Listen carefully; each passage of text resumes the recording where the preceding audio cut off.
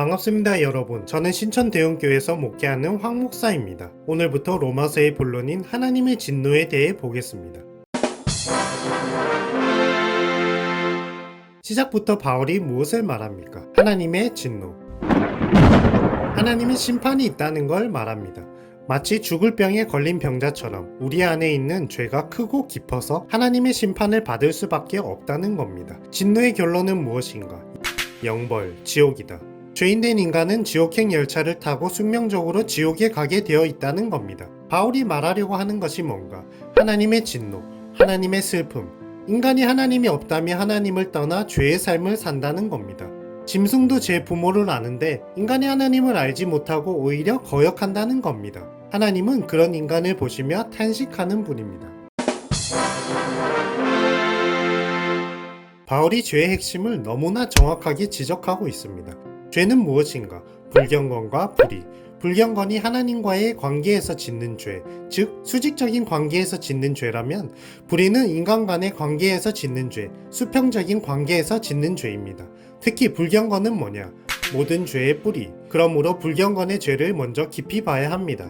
모든 죄의 시작은 하나님을 믿기 싫어하는 것에서부터 시작되기 때문에 이 근본적인 문제, 불경건의 문제를 해결하지 않고 불의의 문제만 해결하려고 하는 것은 잡초를 뽑을 때 이파리만 뽑고 뿌리는 뽑지 않는 것과 같습니다.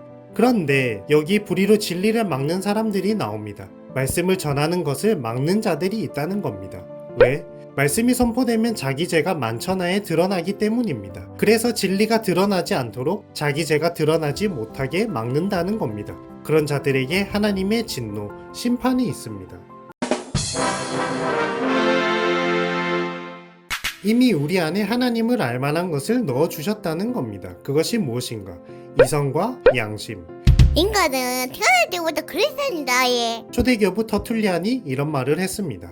하나님이 이미 내 안에 들어와 계신데 내가 밖에서 하나님을 찾았나이다. 이건 또 다른 초대교부 어거스틴의 고백입니다. 그런데 시편 14편에 어리석은 자는 하나님이 없다고 한다고 했습니다.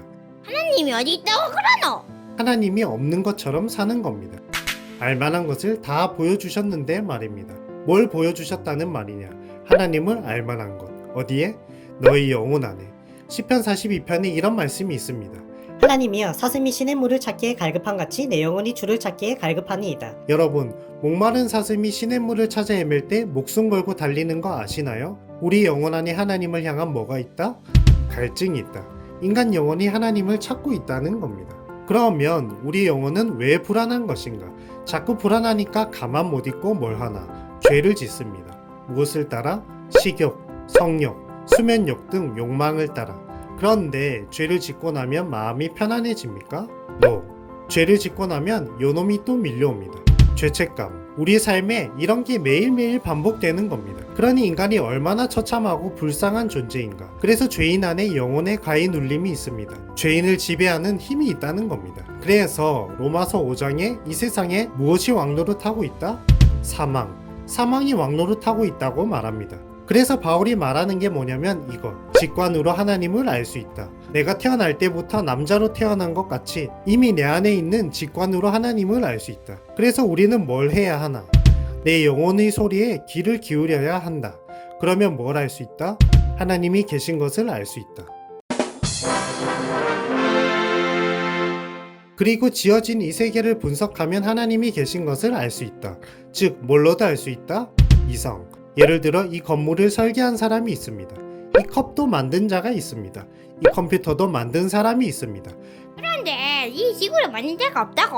헐. 우리 학교 다닐 때 배운 거. 인간은 이산화탄소를 뱉고 산소를 먹는다. 식물은 산소를 먹고 이산화탄소를 뱉는다. 바다 거북이가 알을 낳으면 그 알에 설계가 다 되어 있습니다. 알이 깨면 깨자마자 산으로 가는 놈은 하나도 없습니다. 전부 다 어디로 가나?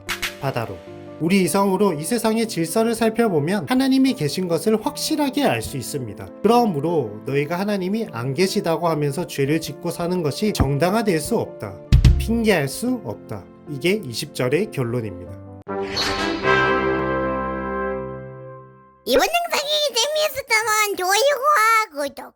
재미없었다면 이건 재밌을지도 몰라.